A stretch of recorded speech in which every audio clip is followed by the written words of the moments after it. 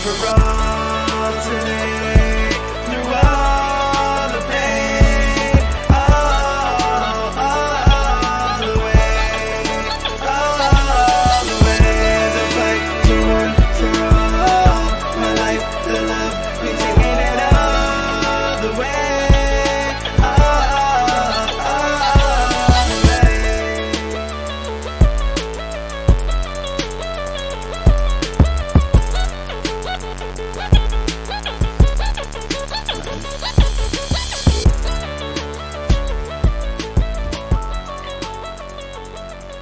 I don't even know what to expect anymore. Out of left field trades, crazy signings, and I don't even who had Tyreek Hill going to the Dolphins on their free agency bingo board. I mean, if you did, congratulations. You know, you are now the official bingo champion. You deserve every reward that is being presented at that competition. Usually it's like a pack of Snickers or a bubble gum, something like that. But you know what? You will deserve it. Man, what is going on, everybody? It is Sleeper Wire. I am Nader alongside the #1 Australian analyst, Sheehan. How you doing over there? I'm good. I tell you what, I'm tired just looking at the NFL at the moment. It's sort of the manic, coked up energy of 80s Robin Williams. It's just stuff happening everywhere. And just like, give me, I went away for the weekend and stuff just needed to stop happening so I could stop and enjoy my time on holiday. And it didn't. And trying to do work today, and all of a sudden, Tyreek Hill's disgruntled. Tyreek Hill is now a Dolphin. It's things move pretty quickly in the NFL. If you don't stop to look around for a moment, every single time something happens, I just look at my fantasy team. I'm like, how does this affect my dynasty team? How does this change it for the worse? Because somehow it always ends up being that way. We're going to talk about Tyreek Hill a lot because, I mean, obviously he is wide receiver 1. Usually in redraft leagues, he goes late first round, early second round for one of the first wide receivers off the board. So obviously there's going to be heavy discussion with him. But of course, staying patiently in the back, Mr. Pat Fitzmaurice hanging out. Luckily, you were able to join us. I know it was a little bit of a short notice, but we appreciate having you on. Yeah, Nader and Sheehan, thanks for having me. And what you were saying about the dynasty thing, I've got 2 in a couple leagues. So today felt like finding a $100 bill in a jeans pocket that I had forgotten about or something like that. It was like that's always nice. Unexpected windfall, man. And here I thought today might be a quiet day on the NFL transactions front. Apparently not. It's a little wild to think about because if Tyreek Hill going to the Dolphins was a direct correlation to the Davante Adams going to the Raiders, then it's every penny worth spent for the Raiders to pay Davante Adams. Because not only did they become a lot stronger, the Chiefs became heavily weaker, and obviously they were top of the division. So, I mean, it's kind of a double win if you're a Raiders fan. I know I have a very good friend. He is a Raiders fan. And before the Davante Adams trade took place, I brought up to him that Davante bought a house in Las Vegas, a $12 million house. And you don't typically do that unless you plan on living there. And, you know, him being the pessimist or the glass half empty type of person, he's like, no, you know, he's trying to like downplay it a little bit. He said, oh, it's probably like an investment property or some sort. But, you know, I told him, you don't buy a $12 million investment property. You could buy 12 $1 million investment properties, but you wouldn't go the other way for that. So once it happened, you know, I had to kind of rub it in his face a little bit that said that, hey, I was right. But congrats to the Raiders. I mean, I don't think Davante Adams' fantasy value drops too much. I think it has to take a hit from the quarterback change, but I think Tyreek Hill's fantasy value is the one that has a more drastic change. I'd like to hear your guys' opinion on it. We'll start with you, Sheehan. I just asked for the NFL to calm down, and you've come at me with all these questions and $12 million investment properties, and would you rather live in $1 million? This is too much for me. Let's start with Tyreek Hill. I don't like it because there is no where he could have gone to neither of them could have gone to a better situation because they were in the best situations they were in. They were in the best situations for fantasy. They were probably in the best situations for their real life production. And, you know, as happy as Pat was with his tour shares, I have quite a bit of Tyreek Hill, and I feel like I'm left holding a bunch of Beanie Babies. We saw last year he's happy to pepper targets to guys who get it done short of the line. Yeah, Hill is elite with the ball in his hands, but his absolute weapon is his speed. And with Patrick Mahomes, you know that he is a threat to score in any play because he's one of the few players with an arm that can match Hill's speed. We don't know what Tua can do down the field. We talked about Miami needing someone or needing an offense that keeps the defense honest enough to open up the run game and open up those shorter targets underneath. Tyreek Hill needs air raid, and this is not air raid. This is not even having an air force. Real quick, I'd like to add this point, and before we move on to you, Pat, sorry, but at this point, I think the Dolphins have made it that there's absolutely no excuse for Tua to fail. At this point, they got him Jalen Waddle. They got a nice tight end in Gesicki. They got an elite wide receiver in Tyreek Hill, and they went and got Raheem Mostert. I mean, he's going to have 5 phenomenal games before he's out for the rest of the seasons, but they went out and got a nice running back for him. So, and now they have pieces all around that offense. The only question mark is the quarterback. So I feel like this is it for Tua. If he does not succeed this year, we have seen teams move away from the quarterback for doing much less. I think this is going to be one of them. It's more speed than a party at Lawrence Taylor's house. Ooh. See, that's before my time. Sorry. It's hard for me to come in over the top of that, Sheehan. Jeez. But I would say that, yeah, I agree, Nader, with your point that, like, they're up a creek if Tua does not prove to be the guy, because they've made this huge commitment to Tyreek Hill, not only in draft picks, but in the contract. And if they don't have the quarterback to leverage Tyreek Hill's speed, which is just such a unique weapon, like that sort of speed. And now they've got not only him, but Jalen Waddle, who has lid lifting speed. And like my colleague Andrew Erickson at Fantasy Pros kind of brought that up today. Like, do they even need Tua to be like a real deep ball artist? Because like it's maybe going to be all about yak with these guys. We saw Jalen Waddle have an average depth of target of 7.1 yards as a rookie. And is it going to be more about getting these guys the ball on quick routes and letting them use their speed after the catch? But I don't know, man. I mean, you got to stretch that defense if you've got two guys like that. And I think you kind of do need a guy who's going to be able to hit on the deep ball, even if this Mike McDaniel offense is going to be, more of a West Coast style offense. But, yeah, it's really interesting. I mean, overall, if I was a Dolphins fan, I don't think I'd be crazy about it. I don't think it's that great an investment. Do you really think you're that close to being a Super Bowl contender with this roster that you want to shove all in like this? And as for the values, I don't know. I guess to me, I think Hill's still a top 10 receiver, but maybe toward the bottom of that rather than being a higher end wide receiver 1. Do you guys agree with that, or is he out of your top 10? He is slipping out of the top. I don't want to say that because I don't want to say like a instant reaction hot take and then all of a sudden I have to backpedal it. But right now, I think out of the two trades, I think Devontae is still in the better situation. I'd rather have Devontae Adams. He certainly seems the most, well, of the two, the more quarterback agnostic, because he's going to be able to fit with whatever Derek Carr does because he's a better all-around receiver. Like, Hill is incredible, and he is excellent at what he does. He's got incredible vertical leap for a man his side. He's a powerful ball of muscle and no neck. Adams, on the other hand, is, I feel like, going to be able to translate a bit better.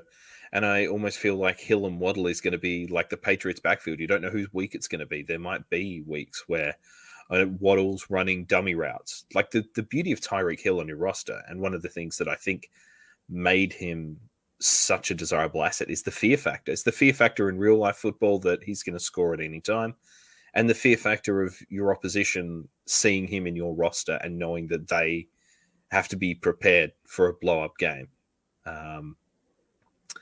So I think he's still top 10. I think he might even still be top 5. I haven't sat down and thought about all the different permutations of who I want. I think Adams probably takes a bigger value hit, but he's almost better in a better situation, as weird as that sounds. I trust Derek Carr a lot more than I trust Tua, and I think that's where the edge goes. And I also think the division that Adams plays for requires him to have bigger games. I don't think the Dolphins necessarily need to put up 30 points to win games, but I do think the Raiders might have to with how that division has stacked up. So in that case, I feel like the Raiders need to be a little bit more high-powered, high-perform. That being said, Pat, you did bring up a great point with, of course, their head coach. Usually I would say, if they want to go yak, you got to be able to scheme them open, give them the opportunity to make plays. But, I mean, now you look at the head coach. He's a Shanahan prodigy. He is one of the disciples. So, I mean, you would have to sit there and think, okay, maybe he is in a situation where he can be even better than Deebo Samuel, Brandon Ayuk, and all those receivers on the Niners, where they have the opportunity to have yak, get those yards, make plays. And Tyreek Hill, sorry, no offense to Deebo Samuel, but I do think Tyreek Hill is probably better with the ball in his hands. And that being said, I do like his chances. I do like his situation, but it is not wide receiver one situation where Devontae and Tyreek Hill previously was 1A, 1B. Pat, Yeah, got closing thoughts?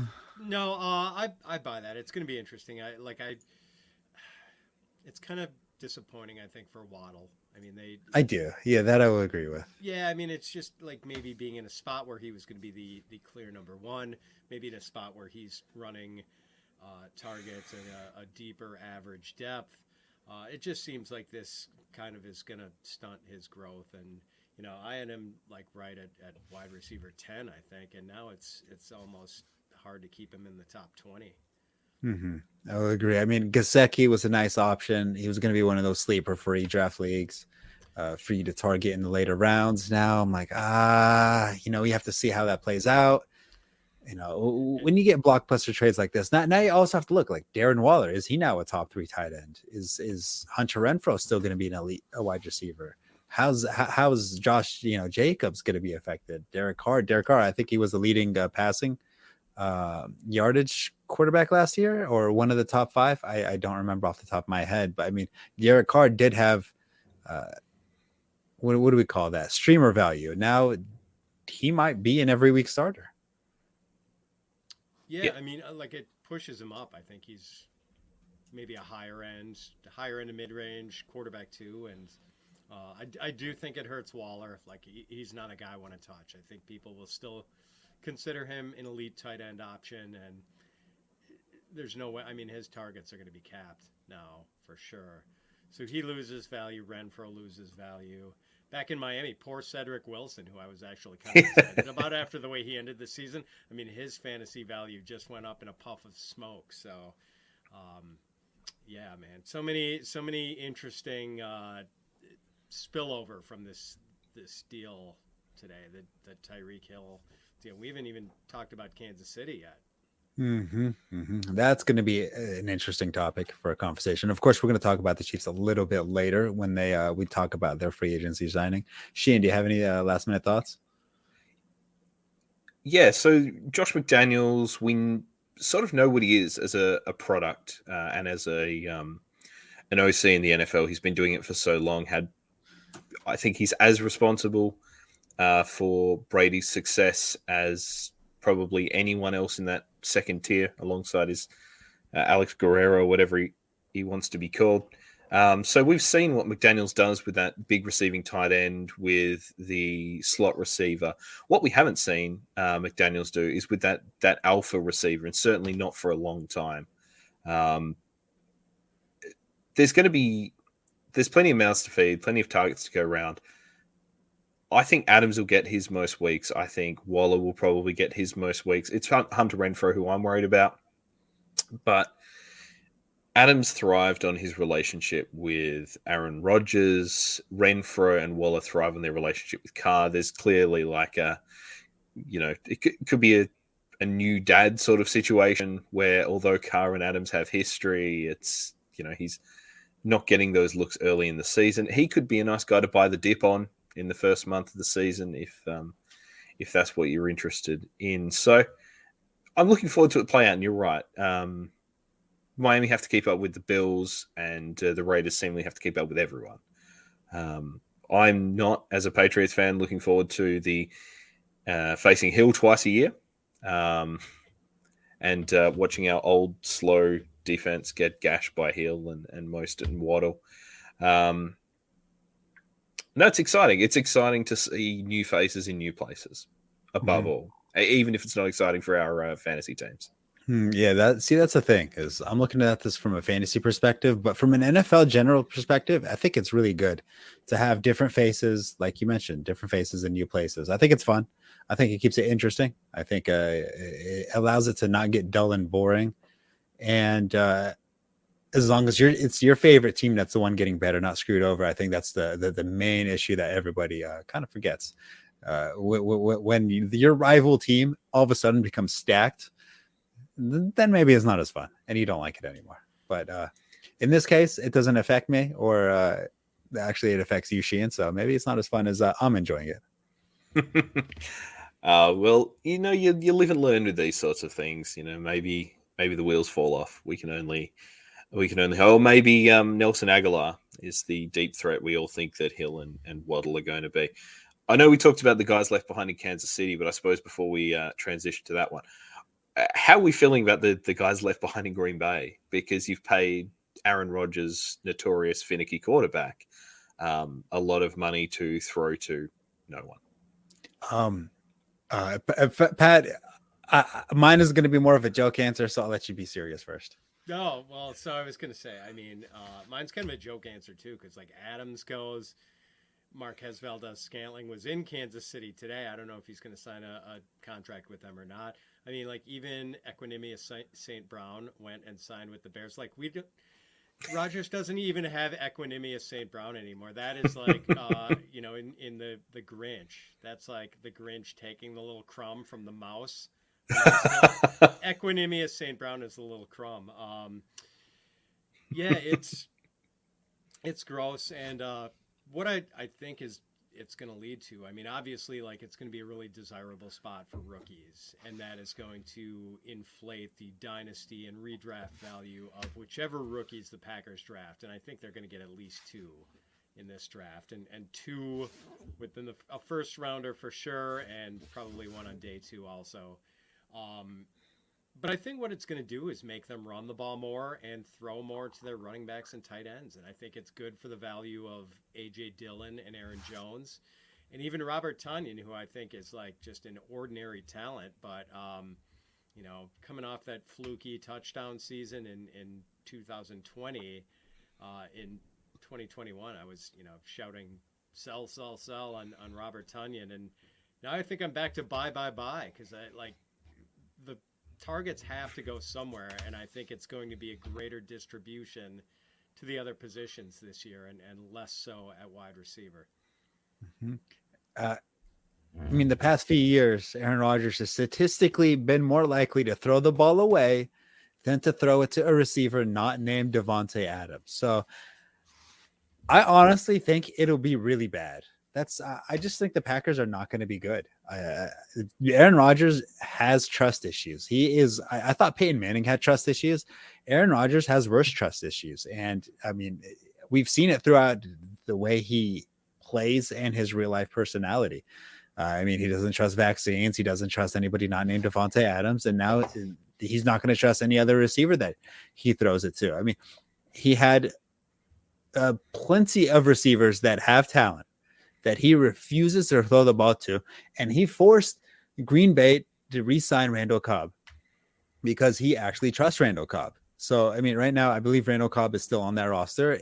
In my opinion, he's a receiver to own. And even if they draft a rookie, while he's going to be a hot commodity, I wouldn't do it because Aaron Rodgers he doesn't trust anybody.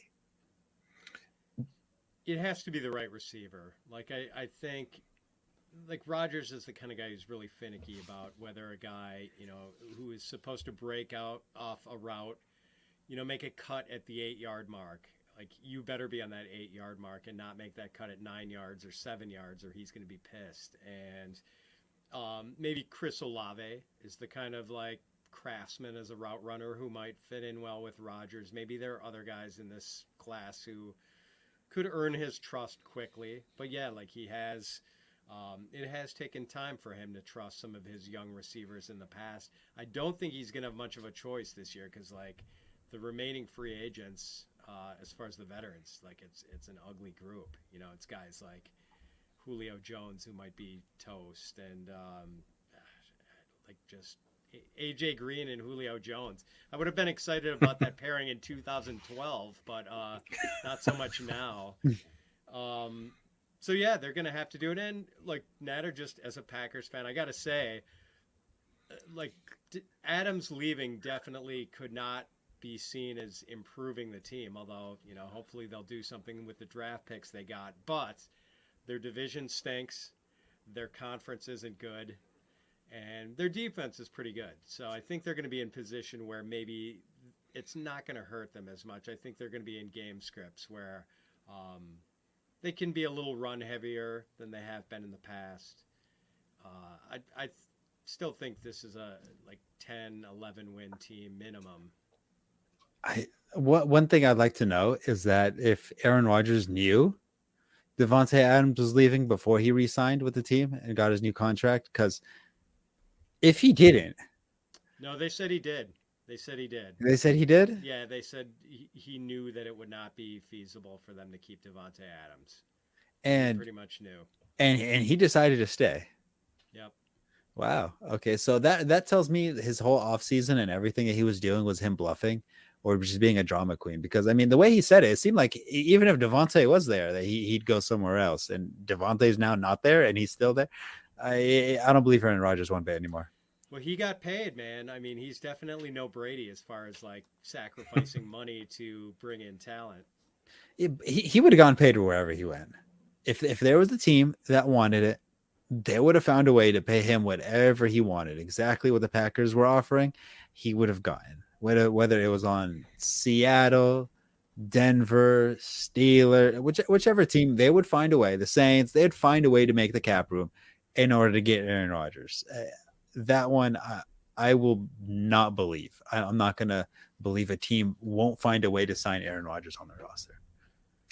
I'm certain that there's going to be another big name wide receiver that comes in. I think it'll be Tyler Lockett. You said big name. Well, he's a big name.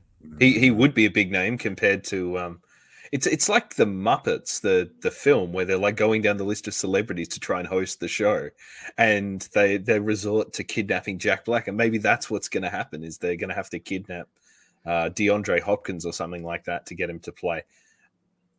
He's going to, Roger's going to look out there and wish he was throwing questions to Ken Jennings again. I guess this is content for a future podcast, but yeah, it's thin. I agree. They're going to take at least, if it's not Olave or Wilson or Burks or someone, they're going to walk out of there with a couple of receivers like they did. Was it they double tapped in the third round a few years ago with St. Brown and Jamon Moore and someone else, and I mean that really worked out. But you miss 100% of the shots you don't take, and they're going to need to take some shots. Yeah, I can't remember who it was they took right around the same time as Jamon Moore from Missouri. Oh man, that was a whiff. But yeah, I think you're onto something with like the Lockett or a trade for a veteran, Brandon Cooks. Seattle's not going anywhere. The Texans aren't going anywhere. Those are two pretty good trade targets. Brandon Cooks moving to another team and still finding a way to have a 1,000-yard season. I'm all for it. Death taxes and Brandon Cooks having 1,000 yards. I'm all for it. I mean, we've discussed all this, and we still haven't even talked about Deshaun Watson to the Browns. That's another story. I mean, way to flip the fantasy script. I think everybody was off of the Amari Cooper train. And I don't think I've seen the most Twitter analysts do the biggest 180 and say, oh, Amari Cooper looks pretty good now. And I'm not going to lie, I kind of agree. I think Amari Cooper does look pretty good right now.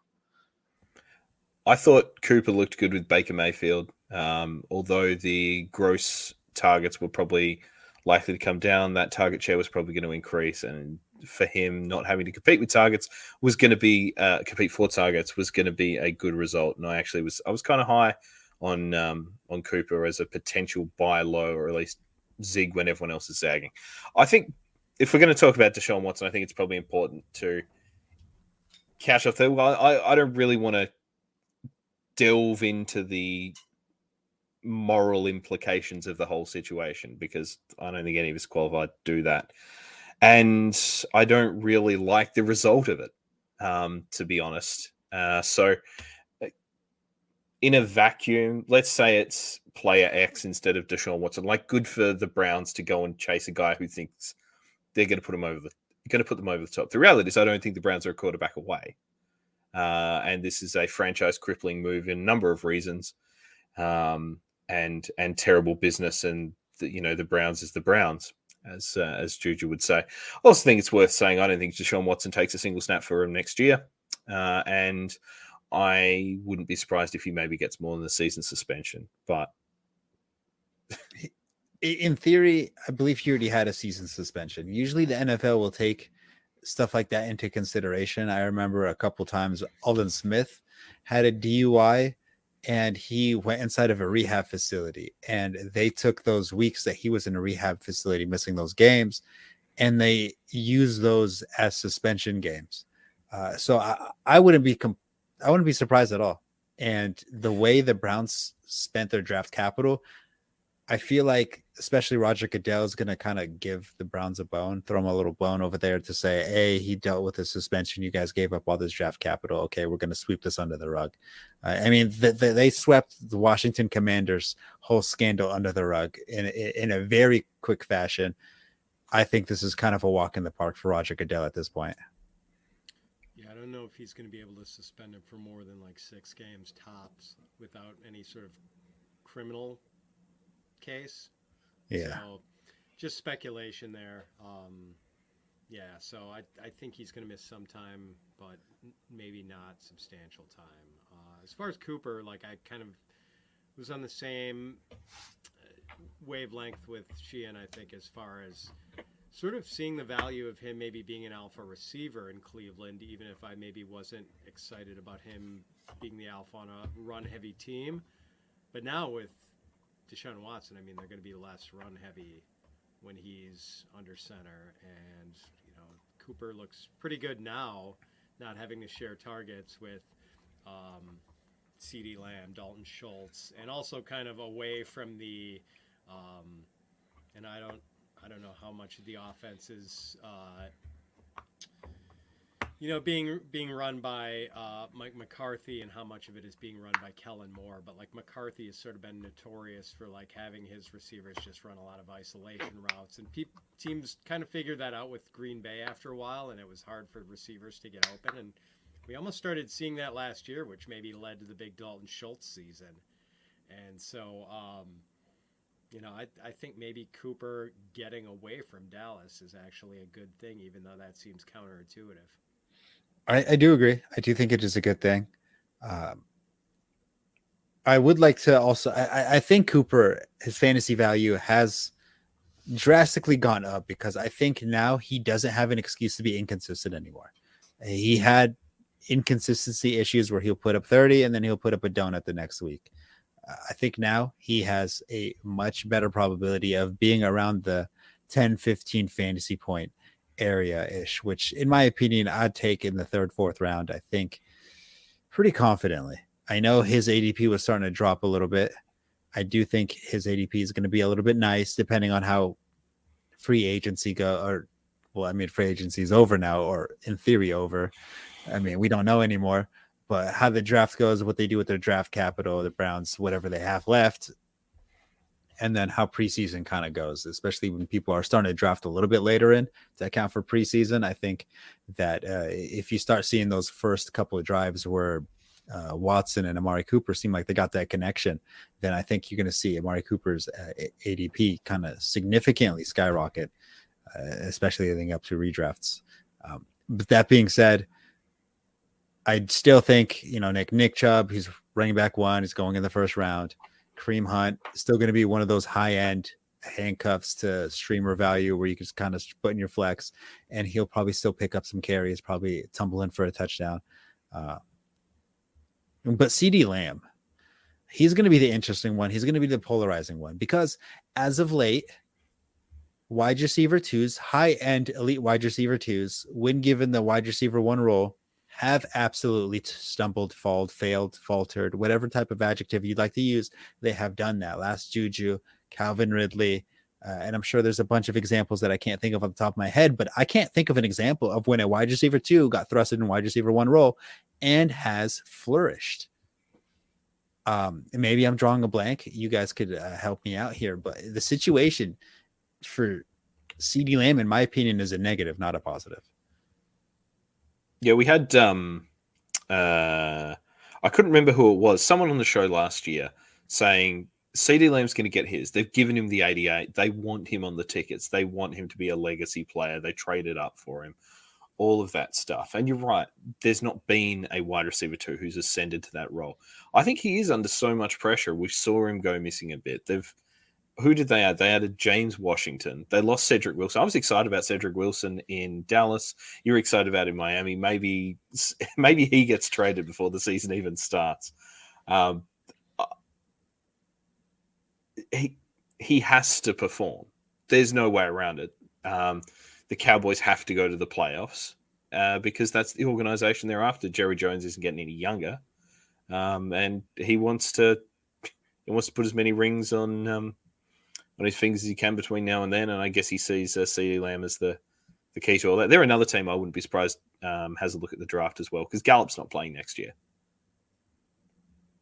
I'm trying to think. Is this a realistic Super Bowl team? No, they're not winning the Super Bowl. No, they're not winning it at all. I think it's safe to say that it's unrealistic unless they take a drastic turn or they somehow get that defense. I mean, the defense was pretty good last year, but I mean, that division, I don't think anybody will ever take them seriously. And I'm trying to think who in that division can overtake Dallas. I still don't realistically see a team that could overtake them. I think they have a free trip to the playoffs, but have a free trip exit home right after that. Pat, do you have any opinions?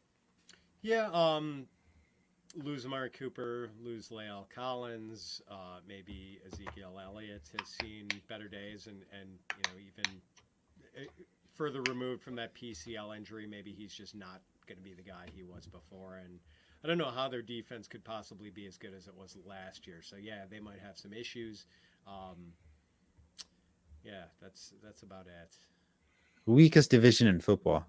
And when we're starting to see divisions stack up, last year, I believe everyone had a unanimous agreement that the NFC West was the strongest. Now, I think everyone's kind of jumping on the AFC West is still the strongest now. The Steelers, Browns, Ravens. I mean, that's an incredibly tough division as well. Okay, maybe the Buccaneers division. They're the weakest now. NFC North's not great either. The whole NFC is, other than the West, the NFC is just trash, man. It used to be the opposite. It used to be the joke where it was, everybody's going to duke it out on the NFC, and whoever somehow makes it to the Super Bowl is going to lose to Tom Brady anyway. So now it's kind of the opposite. Now, I mean, actually, it's still technically the same because whoever wins is the AFC is going to duke it out against Tom Brady again. But it just flipped roles. I mean, maybe now because Matthew Stafford and the Rams, Niners look good. Can't take anything away from Arizona and all that. But still, I feel like that still kind of holds true in a way.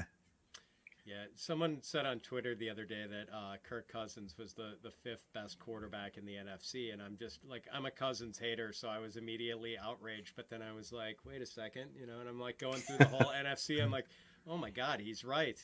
He is the 5th best quarterback in the NFC. When you're thinking about 5th best quarterback in the AFC right now, it might be Joe Burrow. Right. Yeah. Justin Herbert, Joe Burrow, someone like that. Russell Wilson. There's a lot of good quarterbacks in the AFC. Not even sure he's that high. Right. I think it's crazy. We were talking about this earlier. Of course, I'm backtracking a little bit now with Tua and how the Dolphins now gave him no excuse. At this point, I think NFL teams, they're gonna draft a quarterback and play him. If he does not show elite talent in the first 2 years, he's gone. I don't think any quarterbacks now going through those 5 years right now. Baker, they're trying to get rid of him, and he's not even on the 5th-year option. Kyler Murray, they're still kind of trying to figure out what they're going to do with him. It seems like they're going to pay him, but they're also not convinced about him. Same with Lamar Jackson. I think unless you show elite talent early, they're going to try to just draft another quarterback, cut their losses, draft another one, try again. I think if you don't have the best, there's no point trying. It's interesting that you include Lamar Jackson in that. He is an elite quarterback. He just doesn't have the arm to take the top off the offense like some of the others do. He's an elite fantasy option. He's an elite quarterback. He's the MVP 2 years ago. Yes, but he also set the record for rushing yards. So, I think he's an elite fantasy option. I would draft him on my fantasy team 9 times out of 10 if given the opportunity. I give him a 5% chance of actually winning a Super Bowl. Fair. Coming out of that stacked AFC, maybe in the NFC he'd had more of a chance. In terms of, this isn't even what you were talking about. I was just going to say to circle back to CD Lamb, and I guess put a bow on that and move on to the next bow we might want to talk about.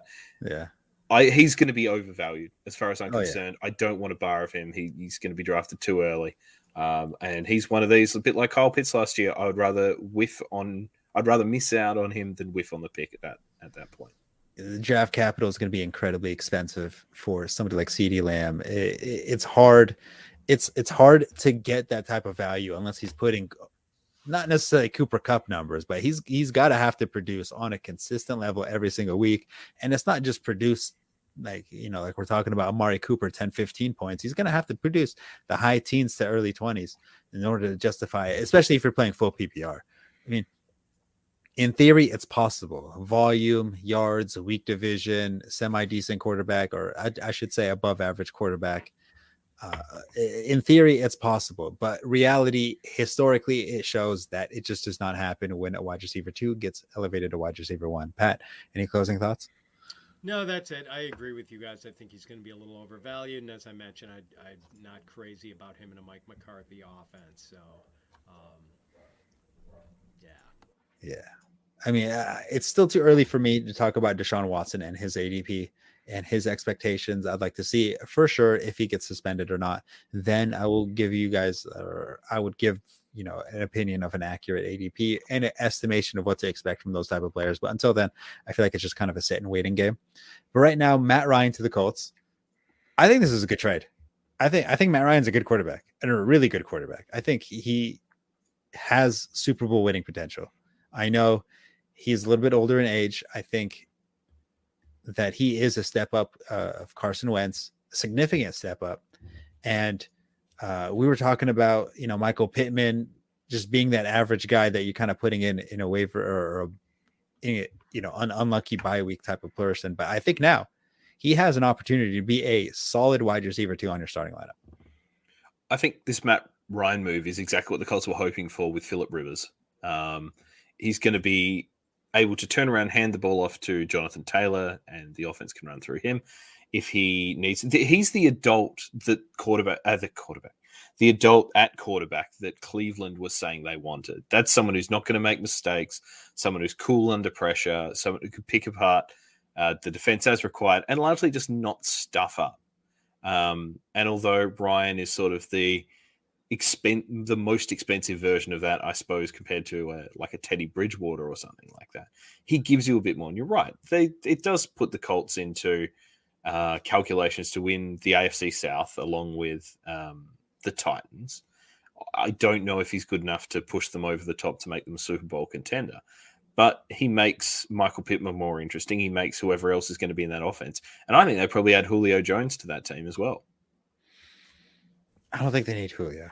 I think Julio degrades the team at this point. Maybe that's just me being a bitter old man and not liking Julio Jones. But Pat, do you have an opinion? Better real life quarterback than fantasy quarterback at this point, Matt Ryan. Yes. I think we can agree. But I agree with what Sheehan was saying and what you were saying, Nader, that like it's a good trade. He's a good quarterback. I think he is good enough to get the Colts deep into the playoffs if they have enough talent around him, and I think they do. They have a really good offensive line. Jonathan Taylor is an extraordinary running back. They've got a lot of talent on defense. So, yeah, he can run that sort of game where it's like a run-heavy, play-action-heavy offense. And, like, I'm happy for Ryan. He deserves to go out on a contending team. Atlanta was just going to be like a sad setup for him. I keep having flashbacks to that Thursday night game against the Patriots last year where he was just getting people in his face every time he dropped back. And it was going to be a bad situation in Atlanta. So I like the trade too. I think it's just good all around, good for Ryan, good for the Colts. Mm-hmm. I'm going to agree with you on that one. Now, an F in the chat for all the Atlanta Falcons fans and Sorry, guys. Kyle Pitts owners, and what's that? He just resigned. My favorite play, Cordell Patterson. There we go. Now his fantasy value probably took a huge dip as well. I think a lot of the times the most important fantasy impacts are not the big names and big players moving. It's the little ripples that happen. The little aftershocks of their impact moving, of the smaller players around them, because those are the usually ones that we end up talking about when we're talking about waiver wire pickups, starts and sits, and all that kind of sorts. Like, you already know you're starting Tyreek Hill, you're starting Amari Cooper, you're starting Deshaun Watson if he's playing, you're starting CeeDee Lamb because you drafted him so high. So I mean, it's like, it doesn't necessarily matter where they go. You're still starting them. You're still starting Devontae Adams. It doesn't matter if he had 7 bad weeks in a row. It doesn't matter. You're still starting him. Sometimes talking about them is kind of irrelevant in a way, other than for entertainment purposes, because you're starting them. That's it. So talking about Hunter Renfrow is sometimes more important because, I mean, he's in the starts and sits that a lot of people talk about or produce in the rankings, and so on and so forth, stuff like that. Like Darren Waller, like, yeah, he might have dropped down a little bit, but you're still starting him. So sometimes it doesn't necessarily matter, but something like Michael Pittman, yeah, it does matter. Cordell Patterson, yes, it does matter, and all that sorts. But right now, Marcus Mariota is taking the place of Matt Ryan. I don't know how to feel about this. I feel like this is kind of like I don't even know how to explain it. It's like, who cares? It's going to be a dozen plays a week, maybe more, where the second best pass catcher on the field for the Falcons is going to be the extra lineman they put in. Like they've got Olamide Zacchaeus and Christian Blake and I was going to say Felipe Franks. He's the quarterback. The guy they drafted, Frank Darby. No, I was going to say Frank Ocean, but I knew that was wrong. You know what? They might as well have Frank Ocean out there, because what the hell? They're another team that's clearly going to add someone at the draft, as far as I'm concerned. But by the same time, they've got a lot of holes on their roster where I wouldn't be surprised if they kind of just punt the year, which it looks like that's what they're doing.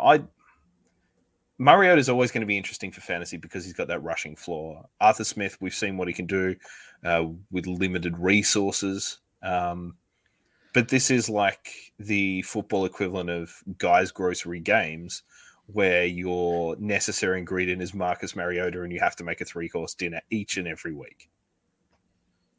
Marcus, he's going to have one of those games that everybody's going to say, hey, you know what? Maybe he's streamer value. And then everyone's going to start him. He's going to drop a dud. And then this is going to be a comedy show after that. I mean, go ahead. I was just going to say, you mentioned that Atlanta's probably going to draft a wide receiver. I mean, the landing spots for the wide receivers, and they're like 10 to 12 receivers that a lot of people, are pretty high on in this draft. Some of these guys, like the Chiefs are in the market for a receiver now.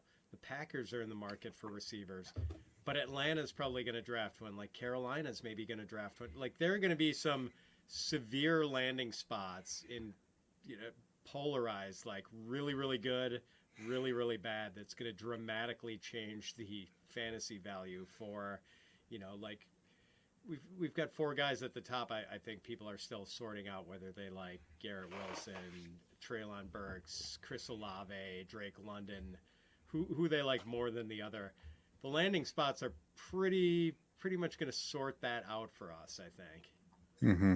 I will say that a wide receiver that lands on the Chiefs and the Packers are going to be one of the more heavily targeted players. For sure. While I kind of hope whoever goes on the Panthers balls out. That way I never have to hear Terrence Marshall Jr.'s name ever again.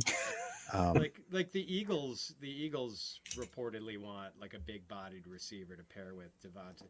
But like you can't get excited about that landing spot with Jalen Hurts is the quarterback and Devonta Smith already there and Dallas Goedert. So and Rieger, never forget him, the legend. Zach Pascal. Yeah, come on.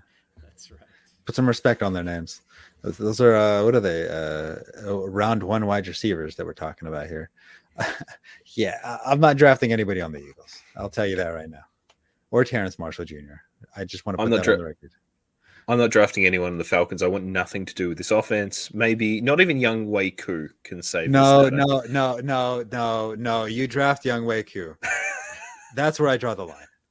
He's got a hell of a leg, but he can't kick field goals from like the opposite 40. Yes, but here, think of it this way now. That offense is hopefully good enough to move the ball into field goal range. Not good enough to score. I'm not sure they are. I'm willing to bet on it.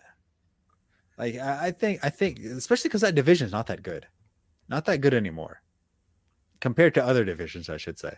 So I mean, like if they play Carolina, that'll be a competitive game. The Saints, I'm still, jury's out on them. I mean, the Buccaneers, okay, that might be a little bit rough, but other than that, like I don't think it'll be that bad. This is like 0-17. They're that bad. No, they're not 0-17 bad. And they need to draft offensive linemen. That one I will like. Pat, when you said like that was a really sad Thursday night game, that was a really sad Thursday night game, especially because in like 3 of those 3, like I went against the Patriots defense in about 3 or 4 different leagues. So yeah, every single one of those interceptions really hurt. I think they ended up with like 30 fantasy points that day. Oh yeah, they had a massive fantasy scoring day. Yeah, that hurt. That hurts. It hurts. If they draft offensive linemen, and those offensive linemen are semi-decent, I think they'll be all right. I think it'll be a little bit of an over-dramatic hot take, but I think they'll be okay. It'll be offensively bad. It'll be offensively bad. Young Wei Koo, that's all I care about. Is it needs to be bad, but just good enough for them to get in field goal range. Never disrespect my boy like that. So okay, we already talked about Tyreek Hill to Miami and Devontae Adams to Vegas. So we're going to skip over them. Robert Woods to the Titans. I think, yeah, he's not AJ Brown. I'm not drafting him. I'm with you. Second fiddle now on a run-heavy offense. Yeah, I think he's he's still gonna have the name brand value in drafts. So yes, I don't want him either. I think Aaron Rodgers probably texted Brian Gutekunst saying, "What, we couldn't offer a 5th rounder for this guy." Like, I've got. I mean, Woods on the Titans with AJ Brown is interesting, but he's the consummate professional, low volume offense. Not for me, but I think he could be a nice little keep him on your roster bye week guy. Yeah, the way he got production on the Rams, I think is more concerning because he had a lot of little, what do they call it? Those little jet sweeps on the goal line for touchdowns. He's not getting those anymore. At least I don't assume he's going to get those anymore. I mean, they got Derrick Henry. Ryan Tannehill is phenomenal with the read option in the red zone. He has those sneaky amount of touchdowns every year. AJ Brown's going to get his. I'm having a difficult time trying to figure out how Robert Woods can be fantasy relevant. Yeah, I unless something happens to Brown for the season, I really don't think Which happens because AJ Brown is a little bit injury prone. Juju Smith-Schuster to the Chiefs. Pat, I'll start with you on this one. How interested are you? Pretty interested. I know he has a limited route tree, but man, like all of a sudden he goes from playing with the ghost of Ben Roethlisberger to Patrick Mahomes. Um, I think we're gonna recapture something close to the early career Juju we saw, and it's funny to say early career when the dude's still only like 25. But at age 22, when you have a 1,400-yard season, I guess you say things like that. So, good situation for him.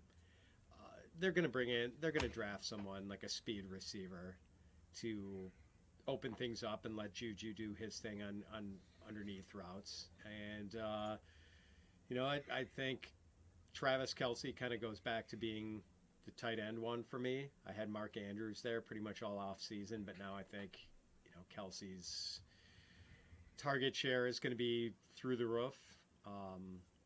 So like pretty good situation for those guys. I know it's not quite as diverse in offense overall, but like I think it's a really good thing for Juju. He's just such a better situation than he was in last year.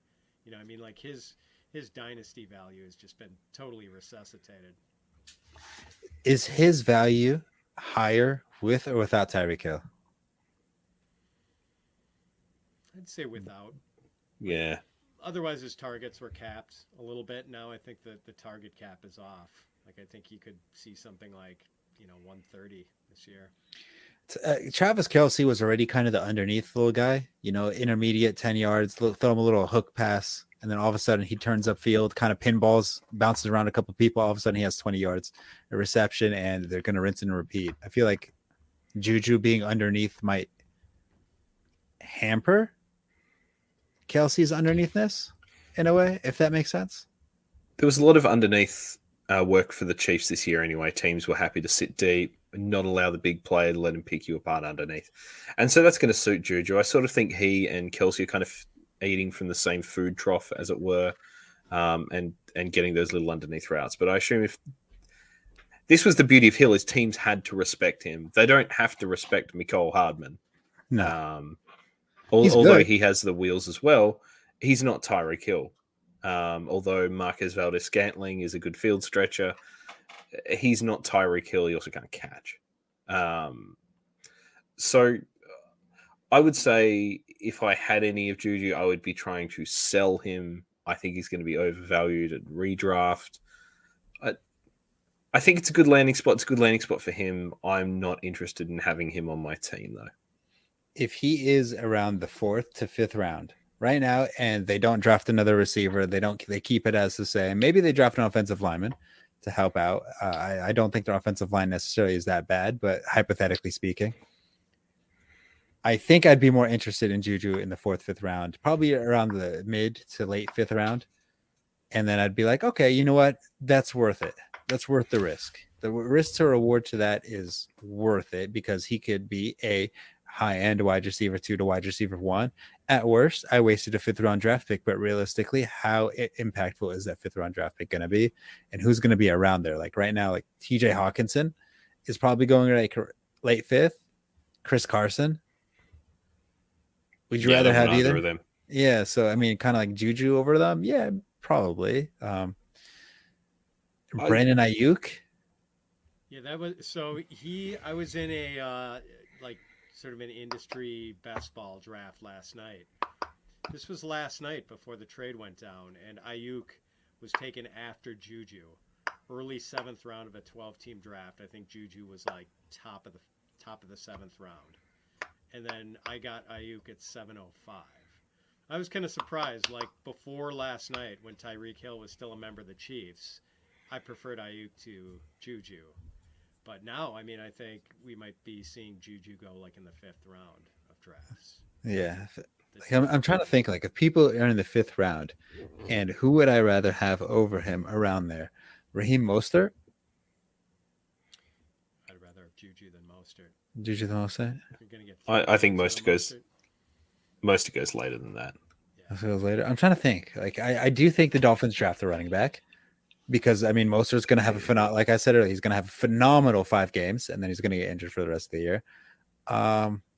It's going to be Who else? Juju or T. Higgins. I don't know. Well, Allen Robinson, someone we're probably going to come Robinson. on to very quickly.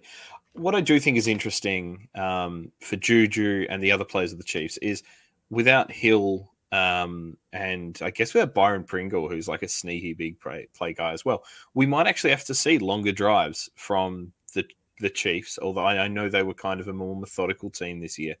But longer drives, less big plays, leads to more opportunity, which probably suits Juju and Kelsey a bit more, probably suits Clyde Edwards-Helaire a bit more. I think maybe another 10% on what could be available to him, but I'm still not interested. Mm-hmm. I was going to mention Clyde Edwards could have a nice value boost because of this, but I didn't want to bite the bullet and actually say that. I was going to say it's a can of worms that's probably not getting worth getting into. We can have the Clyde Edwards-Helaire episode as the off season drags on. Yeah, the Clyde Edwards-Helaire episode. And Pringle is a Chicago Bear now, I believe. They've been vacuuming up all the crumbs from everyone else's. Equanimous St. Brown, Byron Pringle. If the Dolphins are put Tua in a position to succeed, Chicago are not doing that with Justin Fields. No. I already put Justin Fields as a bust. That's it. Maybe not because of him, but the situation, talent around him, bust. That's it. I don't. That's my hot take. I'm sticking with it, and my hot takes are always correct, right, guys? Absolutely. Always. Thank you.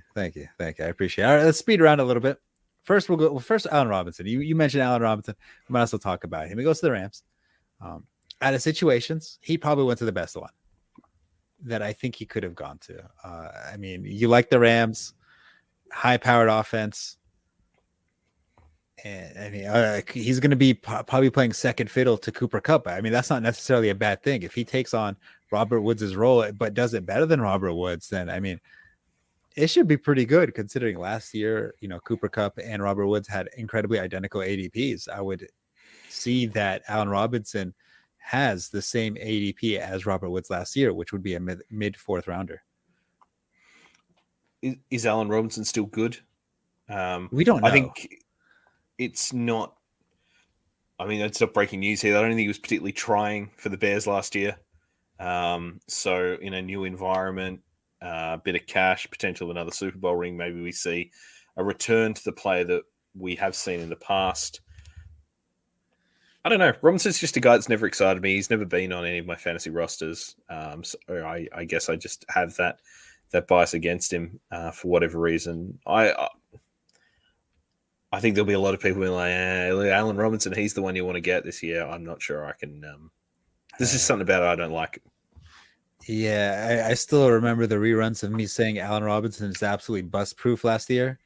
And I'm not sure I want to get bit with that bug bite right there. I might have to stay away from him just so I can say I did not do that.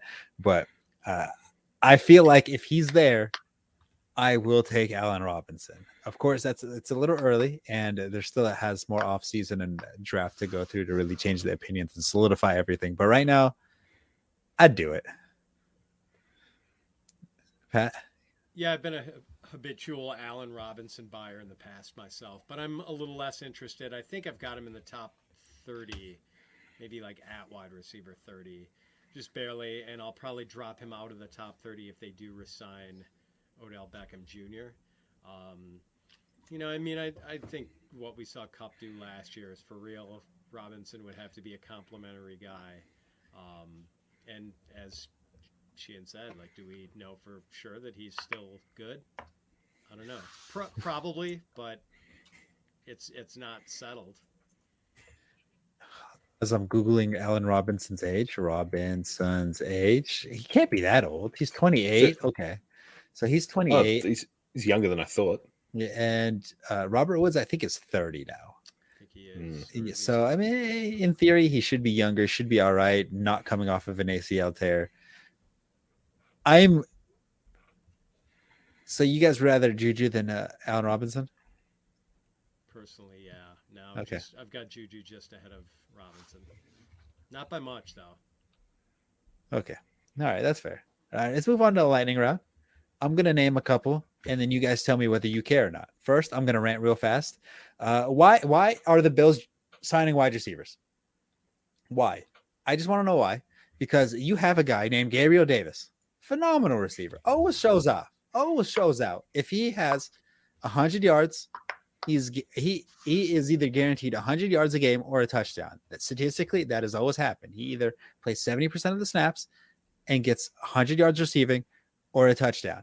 And they want to sign these mediocre trash receivers named Crowder to the Bills instead of giving Gabriel Davis the ball. Like I can't believe it. I don't understand it. I can't fathom it. I don't want to understand it. I think it's just wrong in general.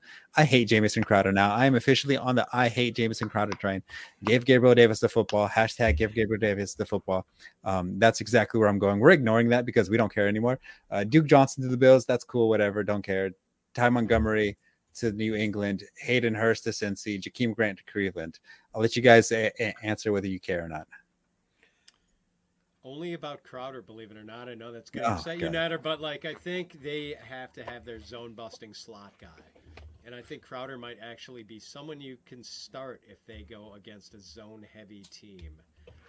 Kind of like we saw with Cole Beasley last year. Like when Cole Beasley went up against a team that played a lot of zone, he usually had a pretty good game. But,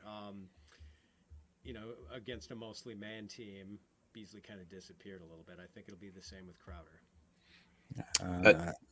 Go ahead, Chief. I was going to say I agree that's the position they want. I think it's going to be Isaiah McKenzie. He offers a little bit more, I suppose, in that man coverage. He's a little bit more athletic. I was going to say I don't think Crowder finishes the season on the Bills, but I don't hate him. He was always, for a guy who's been to some pretty ordinary franchises, he's consistent player. There's certainly worse there, and he knows the division, which is good. Duke Johnson, mildly interested in, but not really in any of the Bills running backs. Ty Montgomery, no. Hayden Hurst to Cincy is interesting. They don't really have anyone else there. Tyler Croft, I know, is their CJ Uzama left, but there's nothing wrong with a late round tight end in a high-powered offense. I'm still on Jamison Crowder to the Bills. I still can't stand that. That pisses me off. I hate that because I remember last year Sheehan, you and I were talking about it, and then who'd they sign? Sanders, Cole Beasley, and all of a sudden you're like, wow, you have a Gabriel Davis right there, and they didn't do it. So I feel like this year they would learn their lesson, especially when Gabriel Davis had, 200 receiving yards and 4 touchdowns against the Chiefs, and then all of a sudden you would think, all right, this is it. Give him the role. Give him the wide receiver 2 role right next to Stephon Diggs. And no, they keep doing this to me. It hurts. It hurts. I hate it. And I also hate kind of ranting about it as well, because now I feel like one of those people on Twitter that get angry whenever they don't give he who must not be named and Terrence Marshall Jr. the ball, because for some odd reason they're supposed to be better than everybody on the field. Sorry, Pat. I just threw a reference you didn't understand. Sheehan could enlighten you if he would like to, but I'm not going to do it. I can't stand that person. We nearly went a whole episode without talking about I know. Yeah. Oh, man. God, I hate that guy. I hate that guy so much. All right, back on topic. Hooper to the Titans, Everett to LA Chargers, James Washington to Dallas, Byron Pringle to Chicago, Damian Williams to Falcons, Winston resigning with the Saints, and I mean, kudos to the name. It's a pretty cool name. Ray McLeod to the Niners. Go ahead, Sheehan. I was going to say, Hooper to the Titans is another late round guy in an interesting offense. We thought our man, the Furk, I was sort of more on that train than you were. Was going to be kind of on it. Something last year. Hooper is a decent player. Another late round tight end in a good offense. Not really interested in Everett. There's a lot of mouths to feed in LA. James Washington Dallas is interesting. Thought he was a little bit hard done by, and is probably their wide receiver too. In a pretty good offense, and he will be basically free. Byron Pringle, Equinemius St. Brown. No, not really interested. I am a big fan of Equinemius St. Brown, so it's good to see that he's still in the league. I think he's an interesting person. Wow. I'll Interesting just- person, huh? I'll just mention Winston to the Saints. I mean, I think you like that if you are a Kamara or Michael Thomas enthusiast, even a Marquez Callaway stakeholder. Like, I don't know if we're going to see Winston play the same sort of devil may care football that he played in his last year as a starter with the Buccaneers, but an aggressive downfield passer, not afraid to throw a ball into a tight window. I think that's going to be good for all the pass catchers, and it's going to make that offense interesting at least. Great. I just wanted you guys to see if you guys noted that I skipped Inquininius St. Brown to the Bears. Sorry, who did you skip? Yeah, see, that's why I skipped it, because I was like, I'm not even gonna try saying his name, so I skipped it. Inquininius is better than I thought you were going to get with that one. I'm not even gonna try. Sorry. Damian Williams on the Falcons is, I guess, mildly interesting. He's probably going to trick a lot of people the same way that Mike Davis tricked a lot of people. But I would personally rather Damian Williams than Cordero Patterson. I disagree just because I disagree. There's no reason. Yeah. There's no logic. I just disagree.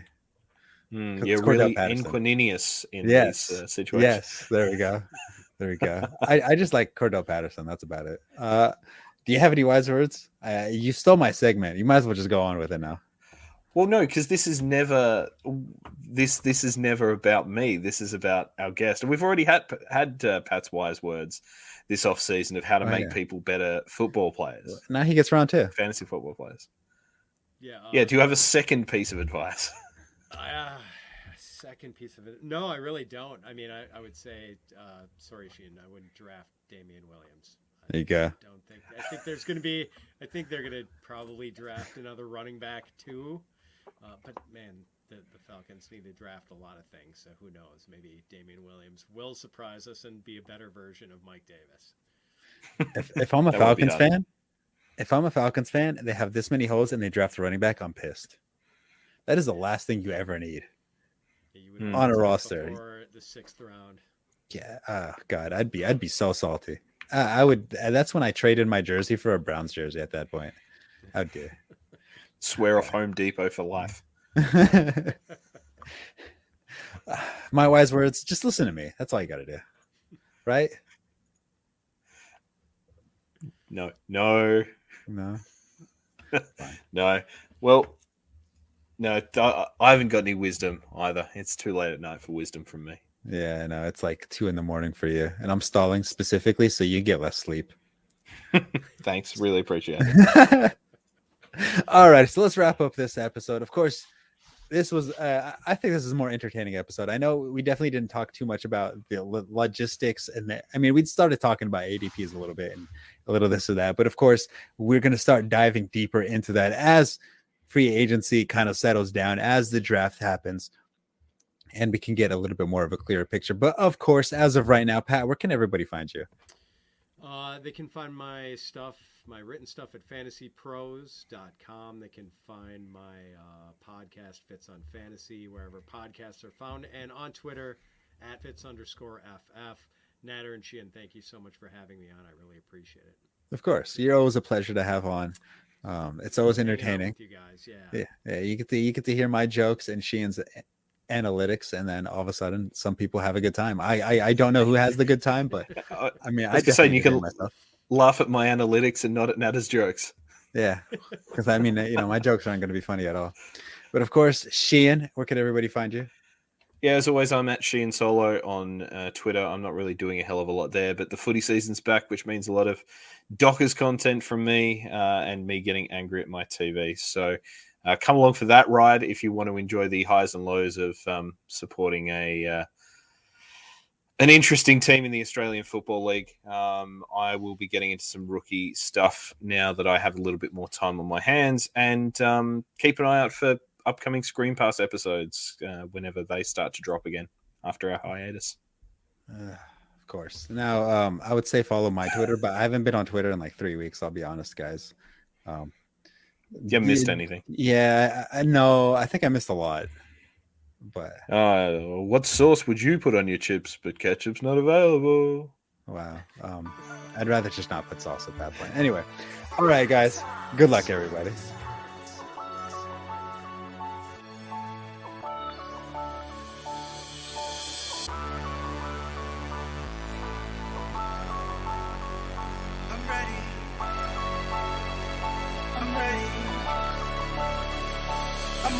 road today.